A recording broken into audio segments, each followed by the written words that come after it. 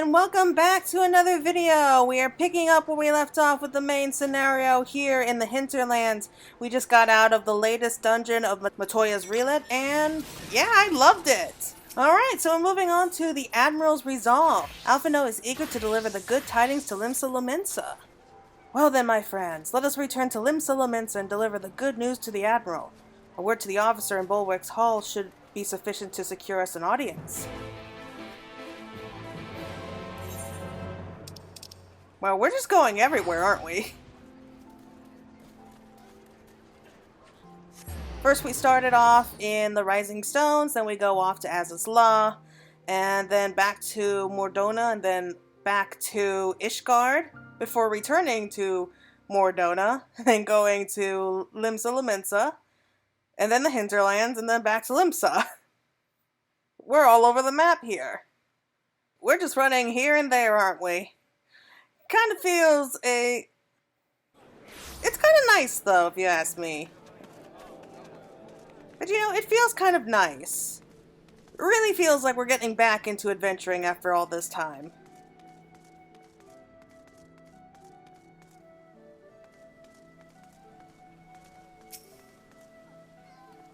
Even as we speak, we are weaving a new future, and when it all becomes history, I hope that those who follow may look back with gladness. Though the Admiral's not expecting us, I am certain she will want to hear our report. Come, let us request an audience. If we offer them the means to cure the tempered, the beast tribes are far more likely the reason. Why, Captain Faye, ever a welcome sight. I forgot I was a captain. Tidings for the Admiral, you say? She is presently receiving guests, but for the Scions, I know she will make an exception. Follow me.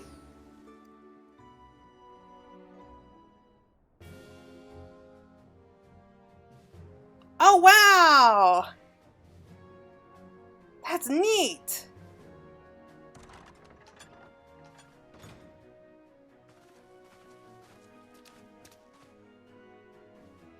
My friends, what brings you here this day?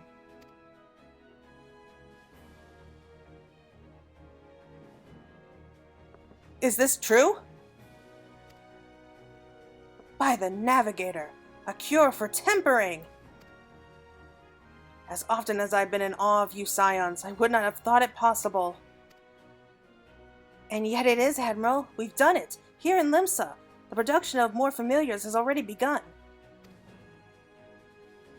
You have my thanks. Truly, this will do much to advance the cause of peace, and I fear it would take more to close the rift twixt man and beastman. Bah, even to speak thus divides us.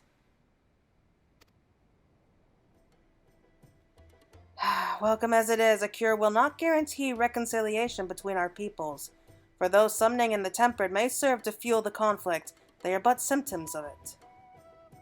If we are to resolve the primal problem once and for all, we must address the cause. We must strive for mutual understanding and find a way to leave our bloody past behind.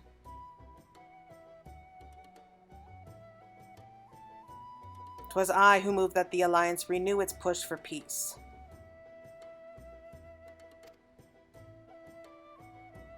Since our ancestors came to these shores some 7 centuries past, we Lomensans have been at odds with those who share our island home. Save for a brief moment of cooperation with the Kobolds, our history has been one of nigh constant territorial squabbling. Meanwhile, our struggle with the Sahagin for control of the seas has only grown fiercer, a matter made worse by the thrice-damned calamity driving them to seek new spawning grounds. With survival at stake, each had no choice but to fight, and so I dismissed peace as impossible. Impossible is a word coined by the weak, I proclaimed to all who'd listen, and then gave up. You and yours put me to shame. Since you led us to victory against the Black Wolf, you have achieved the impossible again and again and again. And I thought it nigh time that I followed suit, hence my proposal to the Alliance Council. But no sooner did I reach out to our neighbors in Vilbrand than my own people sought to thwart me. You speak of the pirates who failed to attend the meeting. Aye. Acting through a friendly faction among the kobolds, we had intended to seek an audience with the prominent patriarch. But the bloody executioners would not hear of it, and their absence sent a message to the rest. They are but one of the 3 pirate powers. They are the greatest, and any attempt at peace would founder without them. I'm given to understand that their leader, Captain Hilfear, has been bedridden for some while with an ailment of the lungs. Correct. In his absence, his right hand leads, a man named Sicard, but recently risen to prominence among their ranks. Save for his disdain for authority, little is known about him. We have invited him to speak with us more than once, but he will not come. I have tasked the Yellow Jackets and the Rogues with uncovering his motives, but they have learned naught of any value. Well, of course. Who else is going to get the job done? Leave it to us. We have a nose for the truth. Whatever the Sicard wants, we'll find out.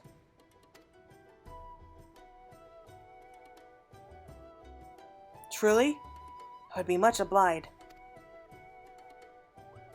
I shall look forward to hearing what you learn then. Good luck.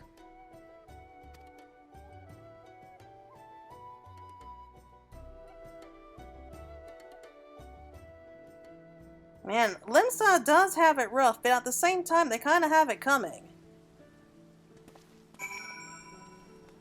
Let's see what they have to say. I know naught of this city save what I read or heard in passing, so in this matter, I will follow your lead. The Admiral's right. The cause of the conflict needs to be addressed. We'll do what we can to ease the way, but it ultimately falls to the Limsans to make peace with their neighbors. What's with you, Alphino? By way of a first step, I suggest we split up and make inquiries around town. Someone must know of the Sicard. If you could approach the pirates, Claire, the rest of us will seek out merchants and adventurers. Oh sure, leave the dangerous ones to me. Alright, so we need to go and speak with the Sanguine Sirens and the Krakens.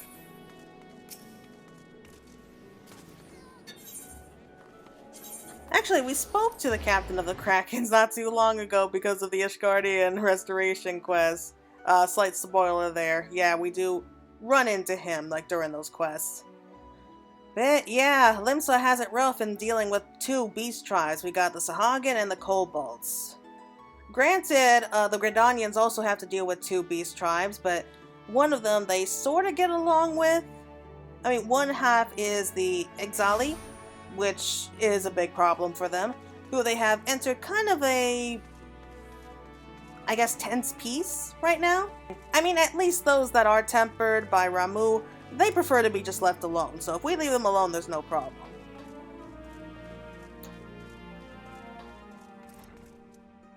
Hello, Roswin. Hey, you want to know about Sicard? He's a wily bugger is what he is. Found some clever way to make coin, they say, and traded it for Mosket's place at Old Hilfir's side. There was a time we raced the executioners for our pick of the Empire's fleet, but the Garleans are gone, and them days with them.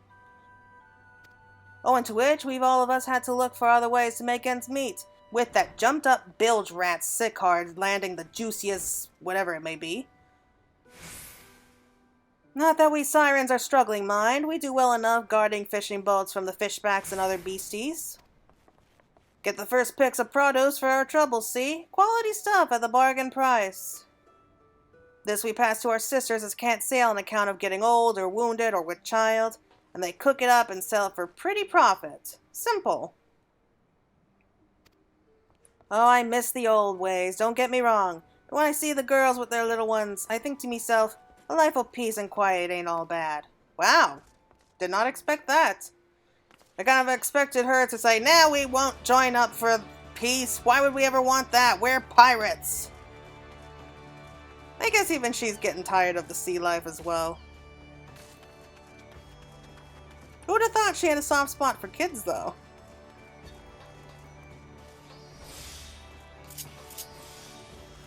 So, I mean, if she's willing to work for peace, then I'm pretty sure that our next captain here will be more than willing to listen as well. Because when it comes down to it, between those two pirate captains, he's the more reasonable one. Plus, I don't think that he would want to say too much against us right now, because Tataru kind of... she kind of has blackmailed him into helping us before.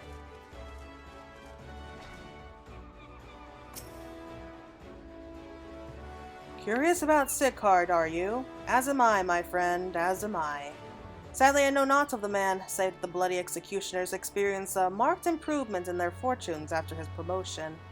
Quite how he achieved this is a matter of some debate. As you know, that Lasso Creed permits us to attack only Garlean vessels, yet these have all but vanished from the sea since the Empire turned in upon itself. In order to adapt, we Krakens have taken to trading with the East, but the executioners are less forward-looking. I cannot imagine they would willingly abandon the old ways. So how then are they lining their coffers? Whatever their secret, they are not like to share it with their rivals, but mayhap you will have more luck.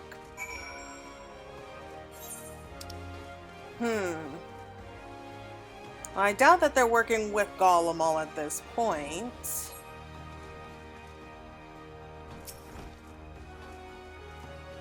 And they wouldn't risk the maelstrom coming down on them and attacking, like, merchant vessels or something.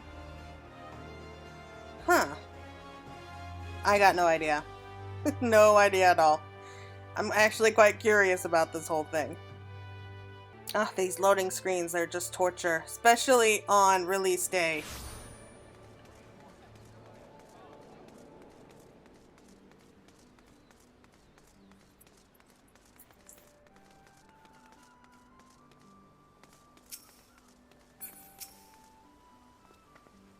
Walking through the city, one would never suspect that this until recently a bastion of piracy. The Admiral is to be commended for overseeing so swift a transformation. As I went about making my inquiries, I chanced upon a shop that boasted a rather enticing selection of sweetmeats. Perhaps we could take Gabu and Graha there one day. Oh, that's sweet of you, Alize. I see everyone has returned. Now, who would like to go first?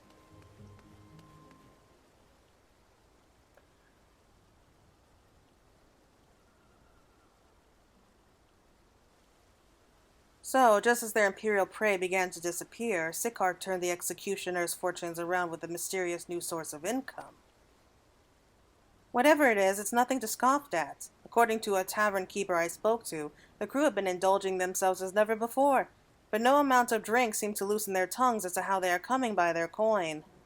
For my part, I spoke with a reporter from the Harbor Herald. The publication has been investigating the secret of the executioner's good fortune and making little headway. Plainly, the executioners do not wish the nature of their business to be made public. And I think I may know why. In the course of making inquiries on Hawker's Alley, an interesting fact came to light. Just as the executioners began to enjoy better fortunes, the price of crystal went into sharp decline. A sudden fall in demand, I was told.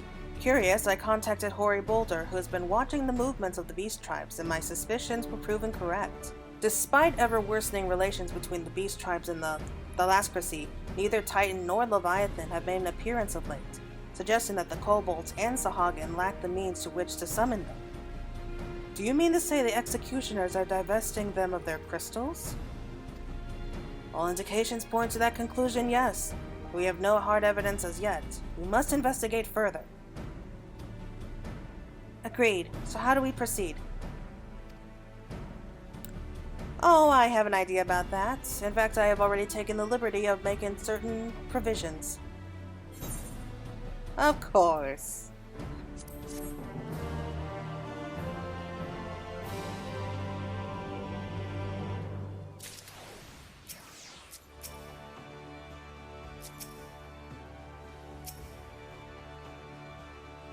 And why can't I click on anyone? I can click on them, but why can't I talk to them? There we go, finally.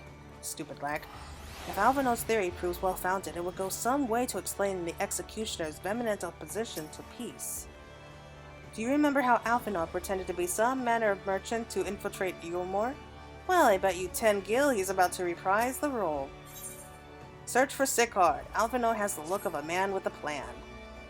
During my inquiries, a disgruntled merchant informed me that a wholesaler of crystals has recently arrived in Limsa, offering wares at prices far undercutting the competition. After asking around, I was able to gain an introduction and will shortly pose as a potential buyer in a bid to establish the crystal's provenance. The man is due to be at Oscon's Embrace in Lower Lenosia shortly. I suggest we make our way there at once.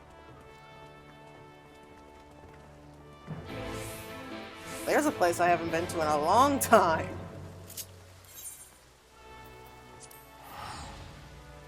I think the only reason that I ever go there anymore is because of hunts.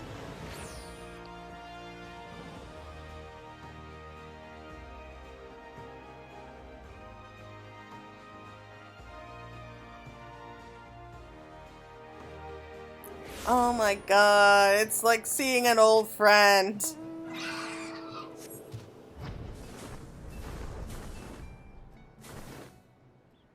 I am glad that they are bringing some of those older places back, at least every once in a while. It's just nice to see them again.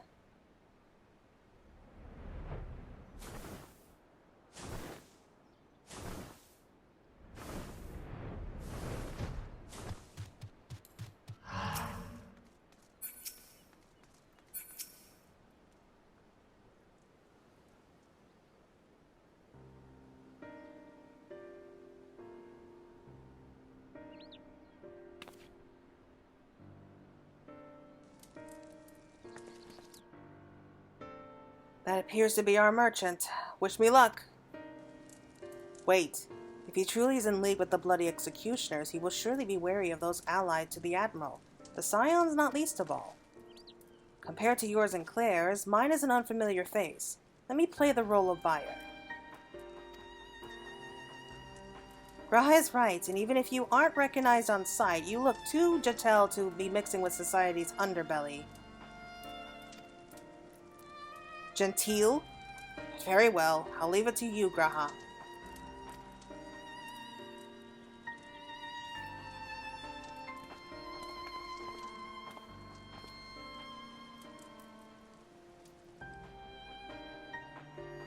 Got business with me, Catboy. You're the crystal wholesaler. You look too happy. That I am, but you're no merchant, so what do you want the crystals for?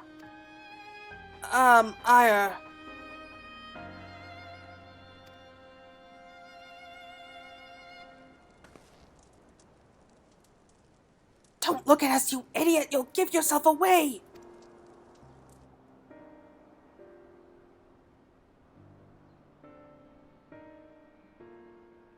Oh, I see. You're a weaponsmith, am I right? You need crystals to make staffs like that fine specimen you got there.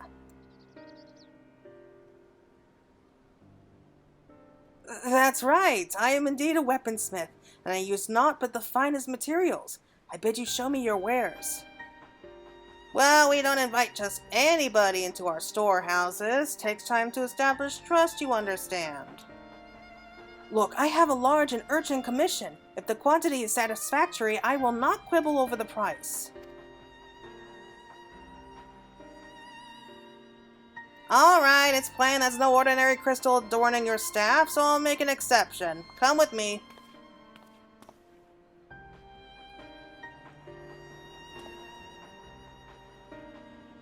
You think you'd be better at it than this? It seems to be working. Let's follow them.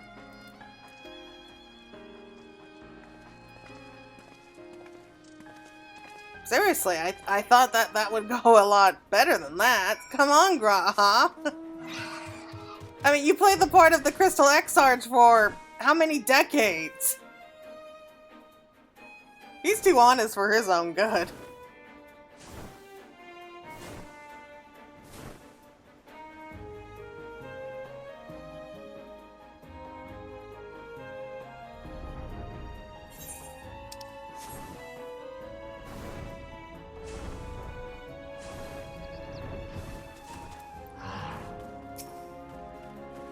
Given how long he spent playing the Crystal Exarch, you'd think Graha would be a better actor.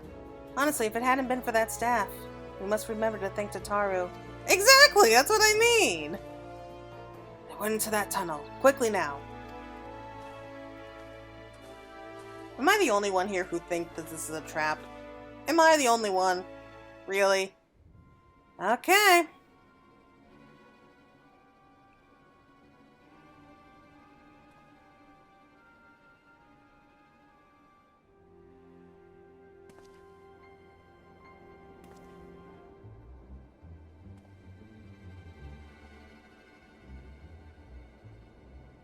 You won't find any finer, especially not for the price.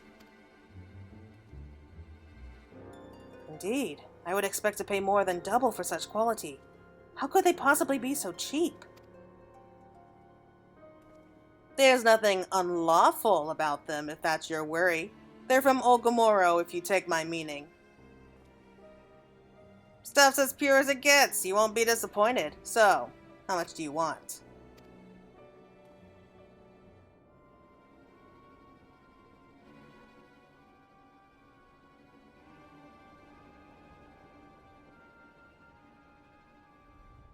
Ogomoro, taken from the kobolds, just as we suspected.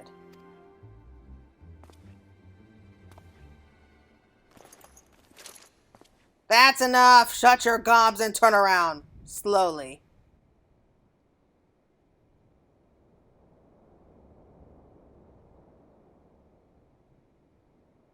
I knew it was a trap.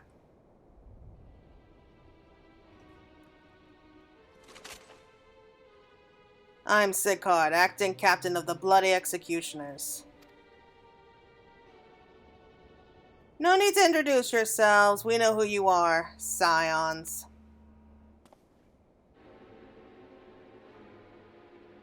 And we also know you've been chatting with the Admiral. Got eyes and ears everywhere, see? Comes with being the only true pirate crew left in Limsa.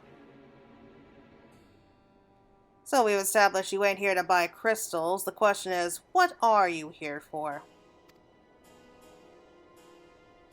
You are bold to reveal yourself to us without knowing our objective. That would explain your swift rise to power.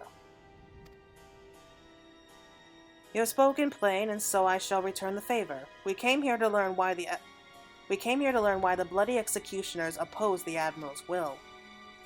And we have our answer. Should Limsa make peace with the kobolds, you would lose your source of newfound wealth.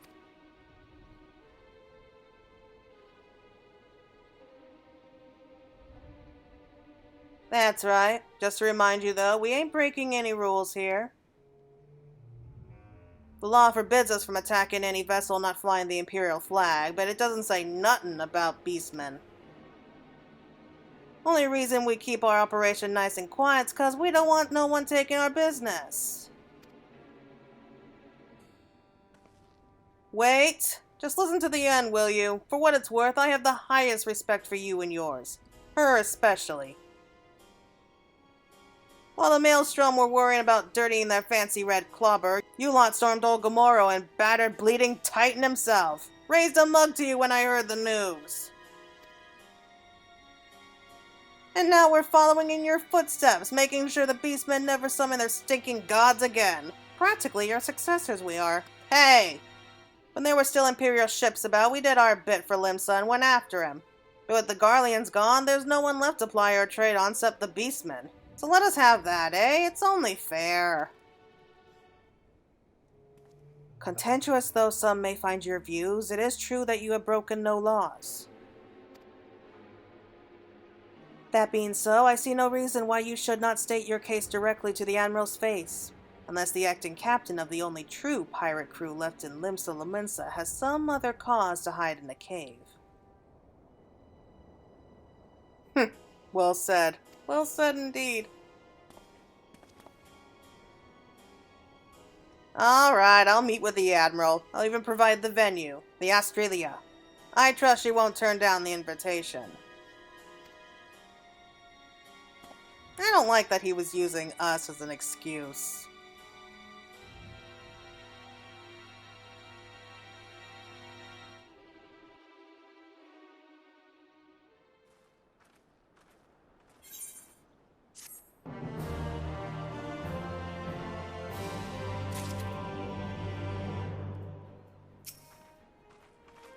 I don't know about you, but it was all I could do to stop myself punching Sirens in the smirking face whenever he opened his mouth. Though I have some passing knowledge of prior events, I am yet ill-qualified to meddle in Limsan affairs. It was not my place to argue with Sirens, much as I would have liked to. Nay, it is for the Admiral to deal with them, and the bloody executioners both. By bringing them to the negotiation table, we have played our part.